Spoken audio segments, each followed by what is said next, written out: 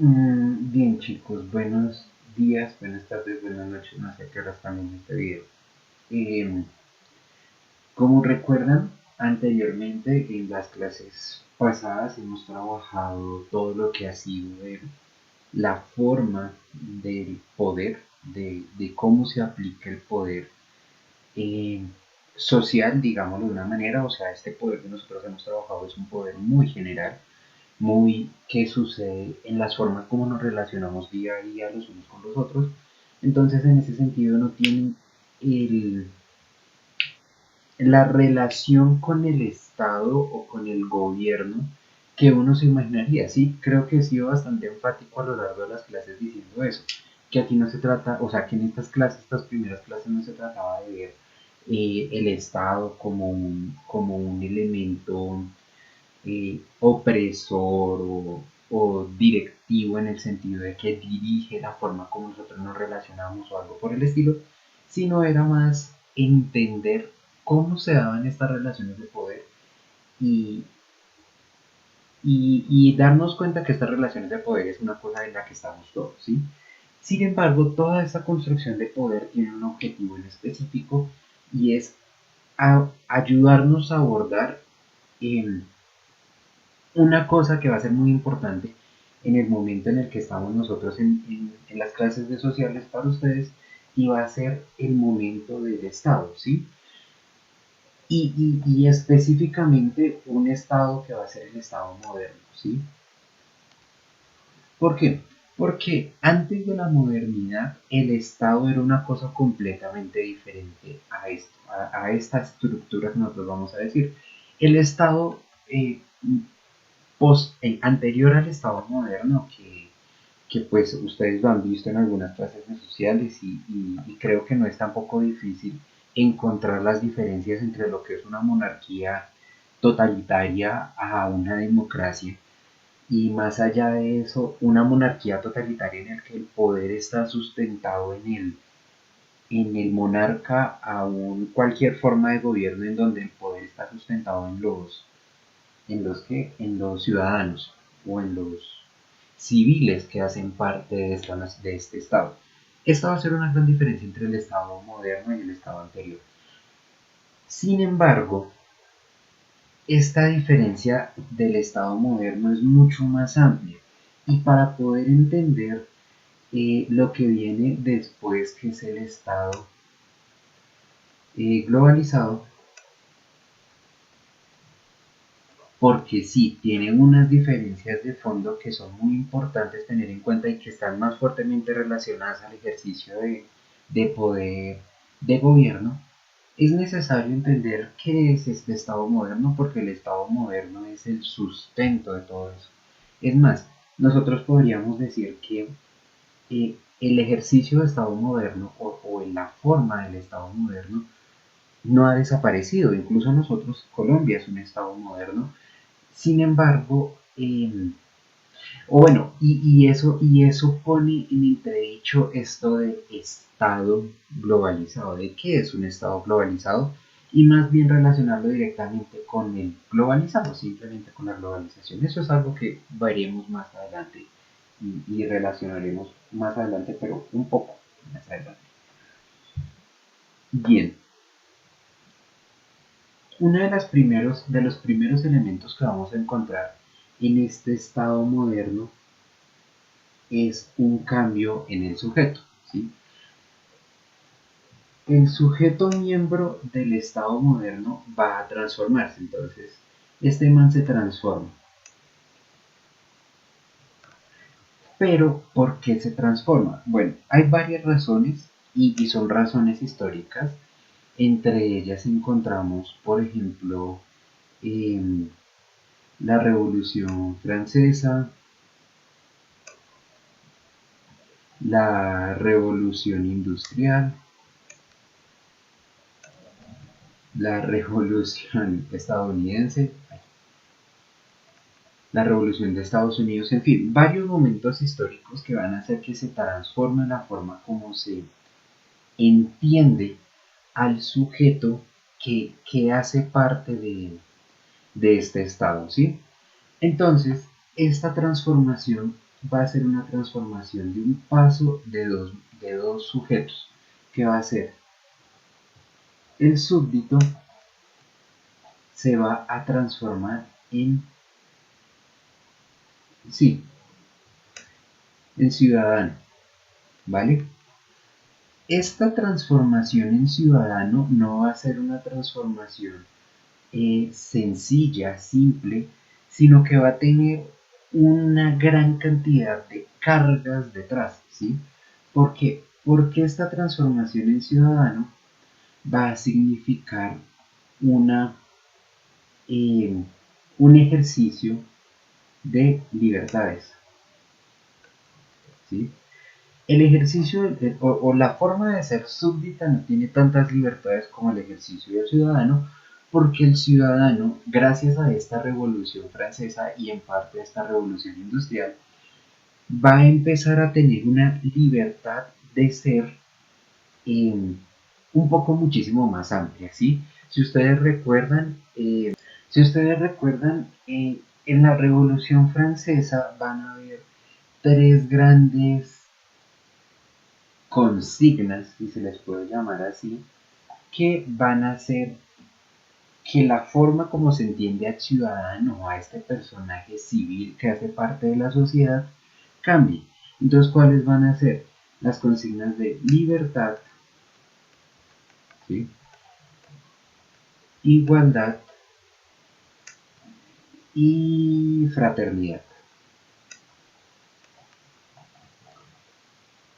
Por este momento nos vamos a quedar propiamente con estas, libertad e igualdad, ¿sí? Libertad e igualdad van a ser las cosas que nos van a importar en este momento. ¿Por qué? Porque el ejercicio de libertad va a significar, o sea, el ejercicio de libertad es hacer lo que quiero, ¿sí? Hacer lo que se me venga, por decirlo de alguna manera. Esto va a ser la libertad. La libertad, o sea, si nosotros nos vamos en retroceso, incluso si mi memoria no me falla, estamos trabajando este autor en, en filosofía. Si nosotros nos vamos a la libertad de Hobbes, nosotros vamos a darnos cuenta que esta libertad es hago lo que yo quiera, ¿sí? Y esta igualdad no va a ir por el mismo lado de Hobbes, pero no se va a alejar mucho. Y es que dice, eh, ante la ley todos somos iguales, ¿sí?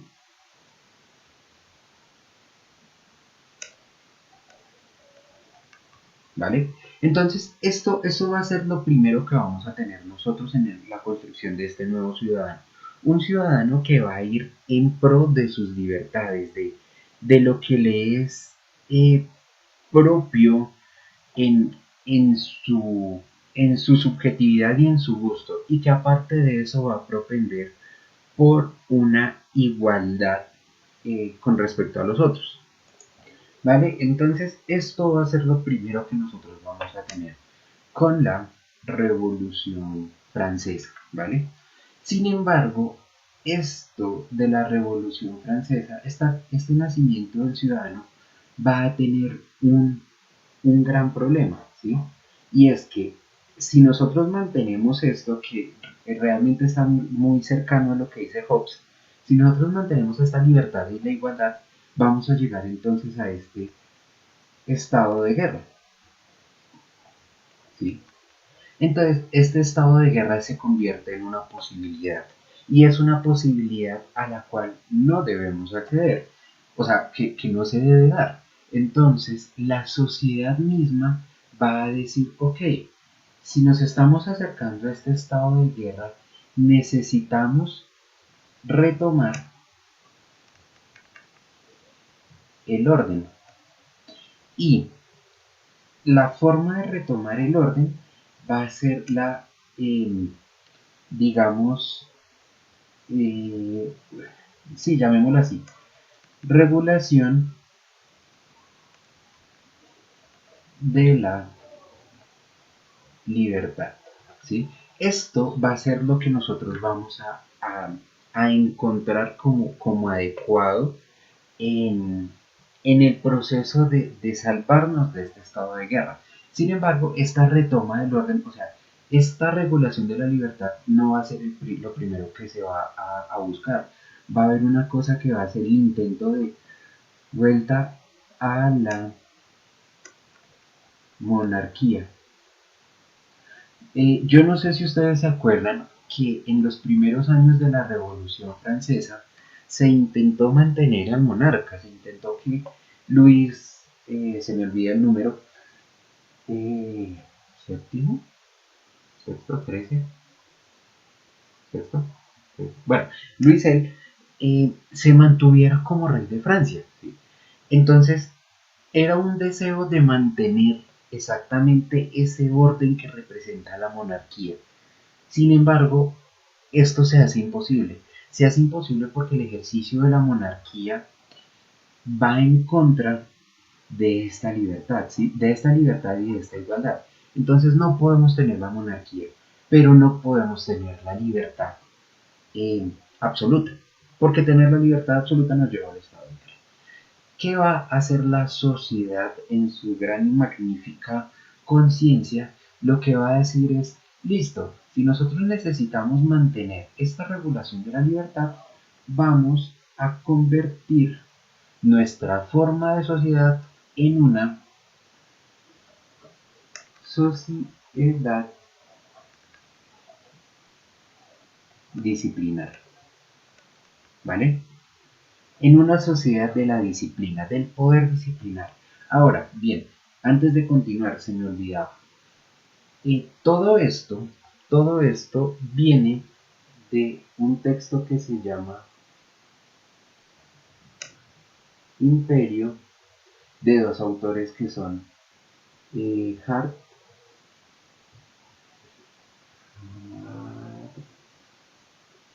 y otro man que se llama Negri.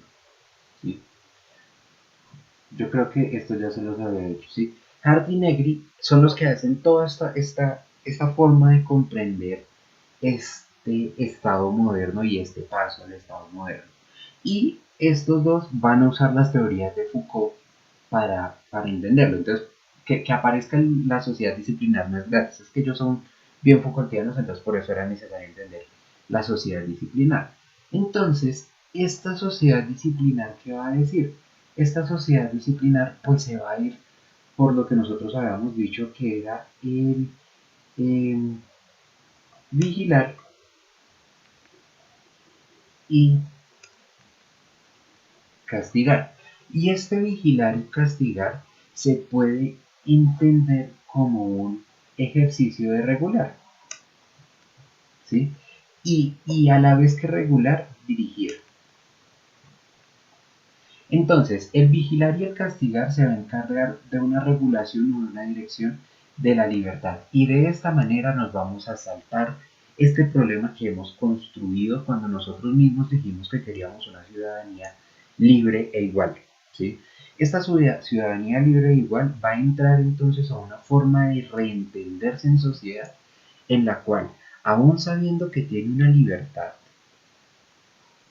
juega con esa libertad para regularla y dirigirla. Y al regularla y dirigirla evita caer en el estado de guerra.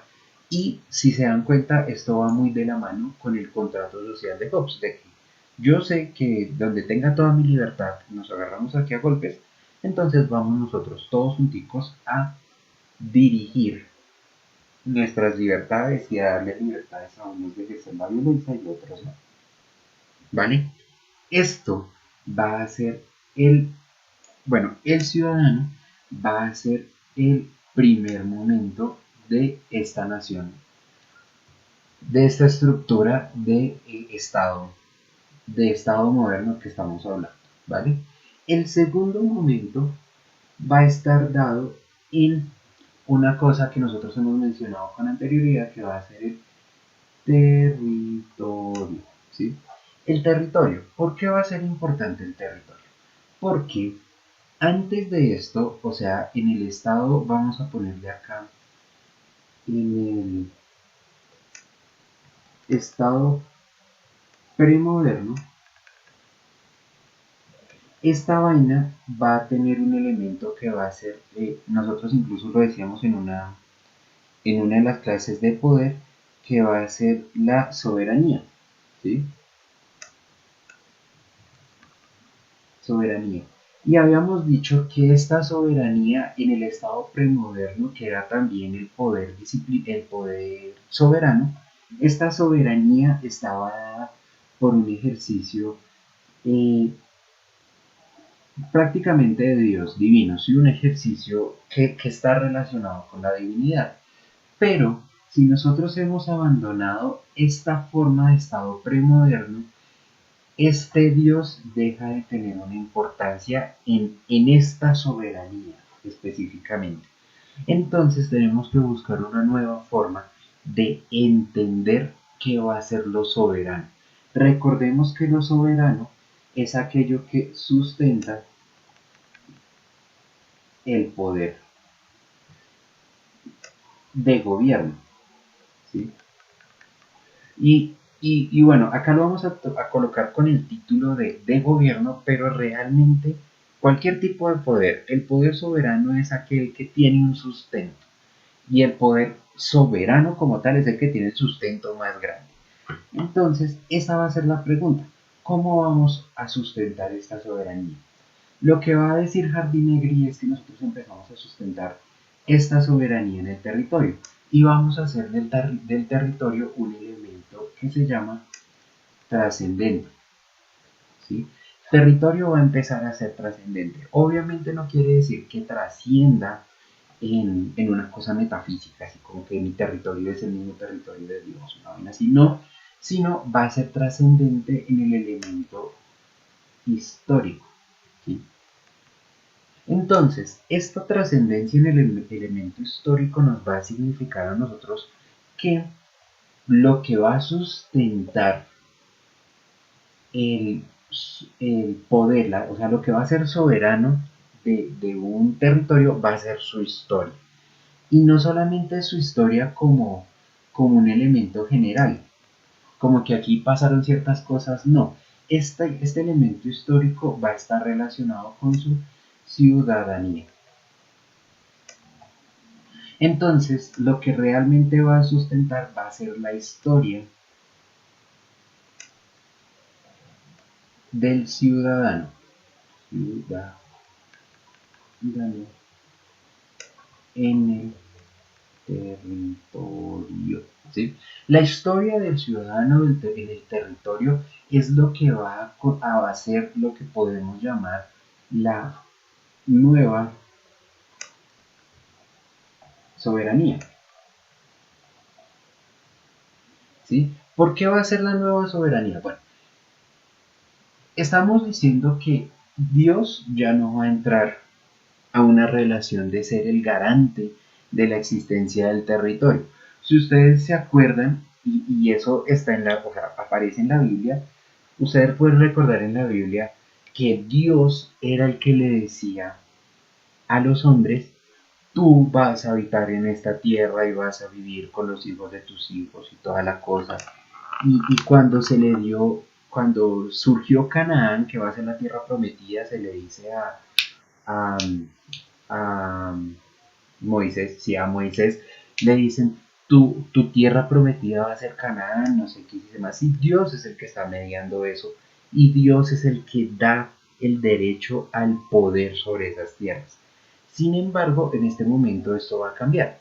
Esto va a cambiar porque ahora va a ser la ciudadanía la que va a sustentar ese poder y la ciudadanía la que va a poder decidir sobre ese poder. Entonces, esta ciudadanía va a significar un resurgimiento, ¿sí? Porque ya existía, resurgimiento de la idea democrática, ¿sí? Ahora, esta idea democrática también tiene una fuerte relación con esto de acá arriba, ¿sí? Con esto, ay, se me perdió. acá, de la igualdad, ¿sí? Si todos somos iguales, no puede haber alguien que sustente más soberanía que el otro, porque todos somos iguales. Entonces, si todos somos iguales, todos debemos valer lo mismo en el ejercicio del poder de nuestro territorio. Entonces, este elemento de igualdad también va a ser importante acá, porque entonces la democracia va a sustentar, o bueno, va a garantizar, era la palabra, la igualdad. Igu, la igualdad. Igu, sí, esto es una igualdad. Entonces, aquí vemos el segundo momento de este transformación, y es la transformación. Entonces, el territorio se va a convertir en esto. Si ustedes se han puesto a pensar, eh, cuando uno llega a un lugar nuevo, por ejemplo en mi caso cuando nosotros nos trasladamos de vivir en Bogotá a vivir en Tenco, se vuelve una cosa curiosa porque uno comienza a decir, bueno, ¿y dónde tengo que votar yo? ¿Sí? Y uno mismo se hace el autoanálisis, uno dice, ¿yo por qué voy a votar en Tenco si yo no he vivido en Tenco, yo no sé cuáles son las problemáticas de Tenco? Esa idea que está detrás, o la idea, por ejemplo, de que una persona de otro país no puede votar, o sea, una persona de Colombia no puede votar en México, por ejemplo, o alguien extranjero no puede venir a votar en Colombia a no ser de que tenga la ciudadanía de Colombia, ciudadanía.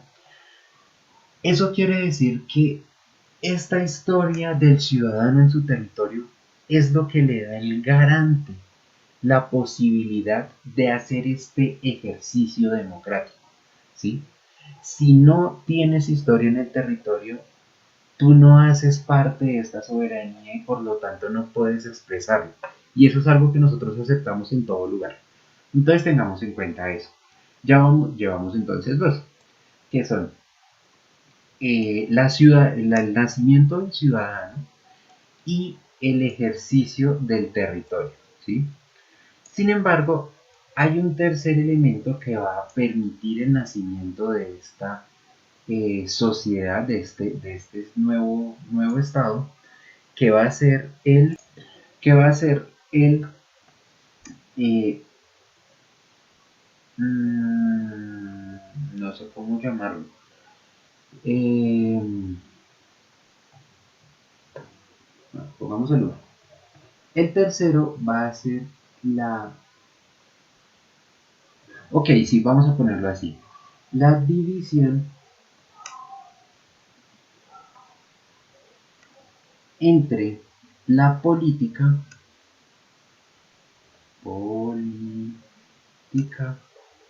y la economía, ¿vale? La división y la política y la economía, casi que no doy con el nombre, o sea, no se me ocurre cómo llamarlo, es un momento importante en este punto, ¿sí? Porque, bueno, y más que la división entre la política y la economía, va a ser una división entre eh,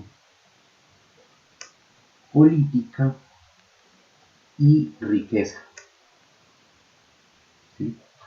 Sí, sí es importante la economía, pero quiero hacer un pequeño énfasis aquí en la riqueza. ¿Por qué? Porque anteriormente, en los estados anteriores, el ser rey, o sea, estar en la cima de la política era igual al ser rico, ¿sí? Estar en la cima de la riqueza. Y en general el ser monarca era igual a ser rico, ¿vale? Entonces, en este momento, esto va a dejar de ser cierto. Entonces, el rey igual a rico o el alto político igual a rico va a tener una idea completamente diferente. Nosotros sabemos que esto de que el político es rico se sigue manteniendo. O sea, un político pobre es raro, pero no va a ser de la misma manera en el sentido contrario. Entonces, por eso aquí es importante el elemento económico. ¿Por qué? Porque con la revolución industrial, acá en la economía surge un personaje que va a ser muy importante, que va a ser el burgués, ¿sí? El personaje burgués es la persona que controla la industria, que está detrás de la industria. Más que controlarla, es el que pone el capital para que la industria funcione. Entonces, este burgués también va a significar el, llamémoslo, el nuevo rico. Y este burgués no va a tener que tener una relación directa con la política. Él puede ser rico ajeno a la política. Entonces, esta configuración nos va a permitir, vamos a ponerlo, uh, sí, vamos a ponerlo acá, vamos a ponerlo y es que van a hacer una nueva igualdad. Esta nueva igualdad, bueno, esto es comillas, comillas, porque, o sea, ustedes me van a decir, eso no pasa. Sí, eso no pasa, todos lo sabemos que eso no pasa. Pero es importante entender que así lo dijeron Negri y de una u otra manera tienen su razón. ¿Sí? No pasa el 100%, pero tienen su razón. Y es que esta nueva igualdad, si el rico va a ser diferente al político, entonces el rico va a ser igual al pobre si se dividen en el elemento político. Es decir, los votos de un rico valen la misma cantidad que los votos de un pobre. Que un rico pueda comprar más votos es una cosa diferente, pero valen lo mismo, ¿sí? Entonces, en este elemento político y por lo tanto en un elemento legal, el rico y el pobre parecen tener una cierta igualdad. Entonces, esta va a ser uno de los elementos muy importantes de este punto de la historia, porque esta igualdad va a significar, esta separación económica política va a significar una posibilidad de igualdad en el elemento político y legal. Y eso va a transformar de una u otra manera la forma como entendemos el Estado. Entonces, el Estado, el Estado moderno va entonces a estar determinado por ciertos elementos. Entonces van a ser los siguientes elementos. ¿Sí? El primero de ellos va a ser el ciudadano. El segundo de ellos va a ser el territorio. Y el tercero de ellos va a ser la diferencia entre política y economía. ¿Vale? Estos van a ser los tres elementos constitutivos que va a tener el nuevo Estado. Sin embargo, vamos a recuperar entonces algunos de los elementos propios de cada uno, ¿sí? Del ciudadano, pues primero que va a ser igual a todos, o sea, va a tener el elemento de igualdad, de libertad, y la fraternidad va a ser ahora vista como una vigilancia y castigo. ¿Sí? Vigilar y castigar. El territorio va a ser territorio por la historia, y esta relación entre historia y territorio es lo que nos va a dar la soberanía. Y también esto va a mantener la igualdad y va a mantener la ley. La legalidad bueno, de las leyes, no sé cómo más decirlo. Y por último, pues esta relación también va a mantener la soberanía. ¿Sí? Porque pues si ya ninguno de los dos es superior al otro, incluso la política y la economía están muy separadas, pues la soberanía se mantiene. Esto va a ser la gran estructura que va a tener nuestro nuevo Estado-Nación. Y si se dan cuenta, esto es algo que se mantiene, que nosotros hoy en día reconocemos como, no digamos como que es así al 100%, porque obviamente nosotros estamos en un estado un poquito más postmoderno, pero se mantiene en gran sentido. ¿Qué va a cambiar? Esto del ciudadano, la de vigilancia y de castigo. Va a tener un chute especial que va a hacer que no sea solamente vigilar y castigar, sino que tiene otros cositos por ahí detrás que hacen que sea mayor, ¿sí? Ya dijimos esta igualdad en la política y la economía. Uno dice, los políticos pobres, no, sí, claro, los políticos son los que más ganan en este país. Eh, pero hay personas no políticas que son ricas, entonces también funciona. Bien, aquí hace falta un elemento que va a ser muy importante y que voy a trabajar la siguiente clase, porque pues ya me estoy pasando el tiempo, pero va a ser muy importante y es este complemento de este de acá, del ciudadano, ¿sí? Nosotros, yo les he mencionado varias veces que la nación requiere ciertos elementos que son el territorio este de acá, el ciudadano este de acá y la identidad nacional, ¿sí? Entonces ese último elemento es el que nos falta trabajar porque este concepto de ciudadano tiene una profundidad muchísimo más grande que va relacionada precisamente con esto de vigilar y castigar y que va a afectar la forma como nosotros podemos entender el ejercicio de globalización como este gran ejercicio global. Entonces la próxima clase vamos a abordar sobre eso. Sí, sí, sí, me acuerdo la próxima. Ah, no sé por qué mañana. Bien, chicos, no siendo nada más por hoy, me despido cordialmente. Esto fue la explicación de entonces este nuevo eh, surgimiento de la forma de entender el Estado moderno. Si se dan cuenta, es sencillo porque, digamos, lo tenemos al lado, lo vivimos todos los días, pero eh, mucho de eso está relacionado con este elemento de la sociedad disciplinar, entonces era importante entender esto. Y lo que vamos a ver con el gobierno pues va a ser aún más interesante. Bien chicos, espero que todos estén muy bien, que estén juiciosos. Eh, y nada, nos hablamos mañana en la clase de explicación de esta y en la clase de Zoom.